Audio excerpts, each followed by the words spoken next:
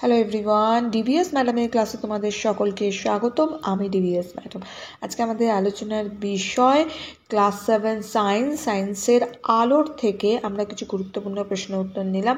খুব ইম্পর্টেন্ট, অবশ্যই পড়তে হবে। শুরু করা যাক। ভিডিওটা লাইক শেয়ার করো। প্রতিটা চ্যাপ্টার আমার লাইন ভিত্তিক পড়িয়ে দেওয়া আছে, সমস্ত প্লেলিস্টে পেয়ে যাবে। সায়েন্সের প্লেলিস্ট ভিজিট করো, তাহলেই পেয়ে যাবে। শুরু করা যাক। সবার প্রথমের প্রশ্ন বলছে বিভেদ তল বলতে কি বোঝায়। দেখো, বিভেদ তল বলতে কি বোঝায় দুভাবে বলতে পারি আমরা। সবার প্রথমে আমরা এটা বলতে পারি, দুটি ভিন্ন আলোকীয় মাধ্যমকে পৃথক করে যে তল, তাকে বিভেদ তল বলে। দুটো আলোকীয় মাধ্যমকে পৃথক করে, পৃথক মানে আলাদা করে দেয় যে তল, তাকে বিভেদ তল বলে। আবার এটাও বলতে পারি, ভিন্ন আলোকীয় ঘনত্ব বিশিষ্ট দুটো মাধ্যমের যে সংযোগ স্থলের তলটা, দুটো সংযোগ স্থলের যে তলটা রয়েছে, ওই দুই মাধ্যমের বিভেদ তল, ঠিক আছে, বা বিভেদ তল বলে। ওকে, উদাহরণ আমরা কি দিতে পারি? যেমন উদাহরণ দিতে পারি, একটি কাঁচের গ্লাসের কিছুটা জল নিয়ে ওপর থেকে দেখলে যে তলটি চোখে পড়ে তা হলো বায়ু ও জলের বিভেদ তল। হলো মানে একটা কাঁচের গ্লাসে যদি জল নিয়ে আমরা দেখার চেষ্টা করি, কি দেখতে পাবো? যে তলটা আমরা নিচ থেকে দেখতে পাই, সেটা কিসের তল? না, বায়ু আর জলের বিভেদ তল। আবার গ্লাসটির গা বেয়ে অল্প পরিমাণ নীল কেরোসিন তেল ঢেলে পাশ থেকে দেখলে যে নীল রঙের গোল তলটি চোখে পড়ে, তা হলো কেরোসিন আর জলের বিভেদ তল। দেখবে তেল ঢেলে দিলে আমরা দেখতে পাবো একটা রাউন্ড হয়ে যায় না, তো সেটাই বলছে যে আমাদের যে তলটা চোখে পড়ে সেটা কেরোসিন আর জলের বিভেদ তল। হলো। নেক্সট বলছে, সিনেমা হলে পর্দার বদলে আয়না রাখলে কি হবে? আরেকটা প্রশ্ন সঙ্গে আছে, সিনেমার পর্দা অমসৃণ ও সাদা করা হয় কেন? সবসময় দেখবে পর্দাটা কি থাকে না, খসখসে থাকে এবং সাদা থাকে। এই প্রশ্নটা ভীষণ ইম্পর্টেন্ট, প্রচুর আসে পরীক্ষায়। ওকে, তাহলে উত্তরটা আমরা কি দিতে পারি? সবার প্রথমে প্রশ্ন হচ্ছে, সিনেমা হলে পর্দার বদলে আয়না রাখলে কি হবে? উত্তর লিখব, সিনেমা হলে পর্দার বদলে আয়না রাখলে নিয়মিত প্রতিফলনের ফলে প্রতিফলিত রশ্মিগুলি হলের একটি নির্দিষ্ট দিকের দর্শকের চোখে গিয়ে পড়তো। ফলে ওই স্থানের দর্শকরা কেবল ছবি দেখতে পেত এবং চোখ ধাঁধিয়ে যেত। হলের অন্যান্য অংশ থেকে দর্শকরা কোনো ছবিই দেখতে পেত না। এবার এই প্রশ্নটা আরেকটু আমরা লিখব, ঠিক আছে, আরেকটু নেক্সট পার্ট থেকে যেটা আমরা লিখব, এই পার্ট থেকে কিন্তু সেকেন্ড প্রশ্নের উত্তরটা শুরু হবে, ঠিক আছে। আরেকটা কথা, যদি প্রথম প্রশ্নটা কম নম্বরের থাকে তাহলে এতটা না লিখলেও হবে, ওপরের পার্টটুকু লিখলেই হবে। 1 নম্বর থাকলে, বেশি থাকলে পুরোটাই লিখতে হবে। আর সেকেন্ড যে প্রশ্নটার উত্তর এখান থেকে আমরা লিখবো। তাহলে আমরা কি লিখবো, সিনেমা হলে পর্দার বদলে আমরা এটা নয়, নেক্সট আমরা লিখব নেক্সট প্রশ্নের উত্তরটা প্লাস এই প্রশ্নেও অ্যাড করব। পর্দা অমিশ্রণ হলে আলোর বিক্ষিপ্ত প্রতিফলন ঘটে, ফলে প্রতিফলিত রশ্মিগুলো সিনেমা হলের চারদিকে ছড়িয়ে পড়ে এবং প্রতিটি দর্শকের চোখে পৌঁছায়। তাই দর্শক হলের যে কোনো জায়গার থেকে ছবি সমানভাবে উজ্জ্বলভাবে দেখতে পায়, ঠিক আছে, উজ্জ্বলভাবে দেখতে পায়। ওকে, সাদা পর্দা আলোর সমস্ত অংশই প্রতিফলিত করে, কোনো অংশই শোষণ করে না, ফলে ছবির রঙেরও কোনো পরিবর্তন ঘটে না। তাই পর্দার ওপর ছবিটি খুবই উজ্জ্বল দেখায়, ঠিক আছে। তাহলে প্রথম প্রশ্নের উত্তরটা যদি আমাকে বেশি নম্বরের দেয় তাহলে কিন্তু আমাকে পুরোটাই লিখতে হবে, আর যদি 1 নম্বরের দেয় ওপরের পার্টটা লিখলেই হবে। দ্বিতীয় প্রশ্নের উত্তরটা কিন্তু আমরা এটা লিখব, এখান থেকে এতটা লিখব, ঠিক আছে। হলো। নেক্সট প্রশ্ন, উদ্ভিদের শরীরবৃত্তীয় ক্রিয়াগুলির ওপর আলোর প্রভাব লেখো। উত্তর লিখব, উদ্ভিদের বৃদ্ধি, উত্তেজনায় সাড়া দেওয়ার প্রবণতা, চলন, প্রযোজন ইত্যাদি সমস্ত শরীরবৃত্তীয় প্রক্রিয়াগুলি প্রত্যক্ষ এবং পরোক্ষভাবে আলোক শক্তির দ্বারা প্রবাহিত এবং নিয়ন্ত্রিত হয়ে থাকে। নিচের দৃষ্টান্তগুলি ব্রজ্য বাক্যটি আরও স্পষ্ট করে থাকে। এটা লেখাটা এরকম হবে, নিচের দৃষ্টান্তগুলি ওপরের বক্তব্যটি আরও স্পষ্ট করে তোলে। এক্সপ্লেনটা আমরা কিভাবে করব? অন্ধকার স্যাঁতস্যাঁতে জায়গায় রাখা কোনো চারা গাছ আলো যেদিক থেকে আসে সেদিকে বেঁকে যায়। ওকে, দেখবে যে কোনো গাছ দেখবে তুমি যদি একটুখানি ভেতর দিকে, তো বারান্দায় কোনো গাছ রেখেছো, একটু ভেতর দিকে যদি তুমি এনে রাখো, দেখবে আলো যেদিক থেকে আসছে গাছের মুখটা ঠিক ওই দিকটাই কিন্তু বেঁকে যাবে। এটা অনেকেই তোমরা লক্ষ্য করো। এটা কেন হয় না, ফটোট্রপিজমের মাধ্যমে এটি হয়। ওকে, মূলের ক্ষেত্রে বিপরীত ঘটনা ঘটে। মূল আলোর বিপরীত দিকে বেঁকে যায় নেগেটিভ ফটোট্রপিজমের মাধ্যমে। ঠিক আছে, নেক্সট বলেছে উদ্ভিদের খাদ্য তৈরিতে আলোর ভূমিকা বিশেষ গুরুত্বপূর্ণ।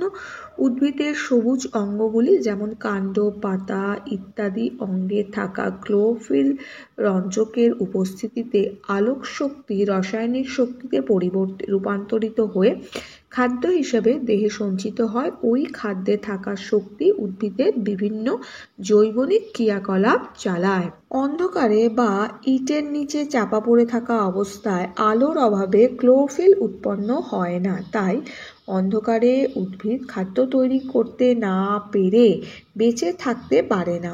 ওকে, বেশি দিন মাটির নিচে চাপা পড়ে থাকলে উদ্ভিদের সবুজ অঙ্গগুলো বিবর্ণ হয়ে যায়। আলোক শক্তির প্রভাবে ফ্লোরিজেন হরমোন সক্রিয় হয়ে ওঠার কারণে উদ্ভিদের ফুল ফোটে। শীতকালে গরমকালে দিনের দৈর্ঘ্য আলাদা হওয়ায় এই সক্রিয়তার মাত্রার তারতম্য হয়। ফলে শীতকালে চন্দ্রমল্লিকা, ডালিকা, টিউলিপ এই ফুলগুলো ফোটে, যেখানে গ্রীষ্মে টগর, চাপা, রজনীগন্ধা, জুঁই বেল ফোটে। ঠিক আছে, নেক্সট প্রশ্ন, বর্ণালী কাকে বলে? বর্ণালী কয় প্রকার এবং কি কি? ঠিক আছে, অশুদ্ধ বর্ণালী এবং বিশুদ্ধ বর্ণালীর সংজ্ঞা লিখতে বলেছে। তাহলে আমরা বর্ণালী কাকে বলে কি লিখবো? সাদা বা বহুবর্ণী আলো উপযুক্ত বিচ্ছুরকের মাধ্যমের মধ্য দিয়ে যাওয়ার ফলে উপাদান বর্ণে বিশ্লিষ্ট হয়ে যে রঙিন আলোকটি গঠিত করে তাকে বর্ণালী বলে। এবার বর্ণালী দু প্রকারে, একটা বিশুদ্ধ বর্ণালী, একটা হচ্ছে অশুদ্ধ বর্ণালী। ঠিক, বিশুদ্ধ বর্ণালী কি? যে বর্ণালীতে প্রত্যেকটি বর্ণ আলাদাভাবে স্পষ্ট দেখা যায় এবং এক বর্ণের আলো অন্য বর্ণের আলোর উপর পড়ে না, তাকে বিশুদ্ধ বা শুদ্ধ বর্ণালী বলে। উদাহরণ আমরা দিতে পারি হচ্ছে আলোকীয় গ্রেটিং আর কম্প্যাক্ট ডেস্ক দ্বারা গঠিত। ঠিক আছে, নেক্সট হচ্ছে অশুদ্ধ বর্ণালীতে বলবো যে বর্ণালীতে আলোর বর্ণগুলো একটির উপর আরও একটি এসে পড়ে এবং বর্ণালীর 7টি রং পরিষ্কারভাবে দেখা যায় না, তাকে অশুদ্ধ বর্ণালী বলে। যেমন আমরা রামধনু বলতে পারি, দেওয়া আছে উদাহরণ, যেমন রামধনু আর হচ্ছে প্রিজম দ্বারা গঠিত বর্ণালী। ঠিক আছে, নেক্সট হচ্ছে আলোর বিচ্ছুরণ কাকে বলে?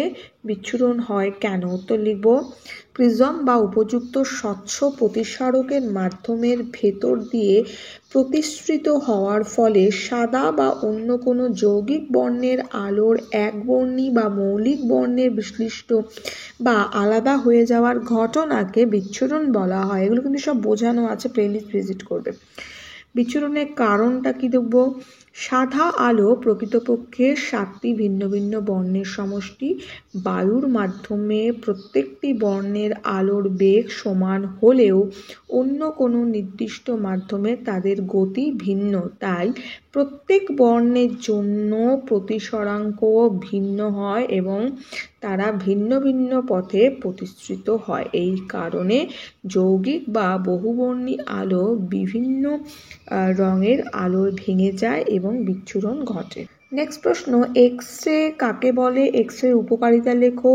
এক্স রের ক্ষতিকর প্রভাব আলোচনা। এক্স রে কাকে বলে কি লিখবো? সাধারণ আলোক রশ্মির তুলনায় 1000 গুণ ছোট তরঙ্গ দৈর্ঘ্য বিশিষ্ট উচ্চ ভেদন ক্ষমতা সম্পন্ন অদৃশ্য বিকিরণকে এক্স রে বলে। এক্স রে যে দেখবে আলোর ক্ষমতাটা হয় আমাদের শরীর ভেদ করে হাড়ের অবস্থা পর্যন্ত দেখে নেয়, অর্থাৎ তাহলে আলোটা যেটা হয় সেটার কি না খুব ক্ষমতাশালী, আমরা বলতে পারি উচ্চ ভেদন ক্ষমতা যার মধ্যে আছে। ওকে, নেক্সট বলেছে এক্স এর উপকারিতা হলো এক্স রশ্মির ভেদন ক্ষমতা দৃশ্যমান আলোক রশ্মির তুলনায় 1000 গুণ বেশি।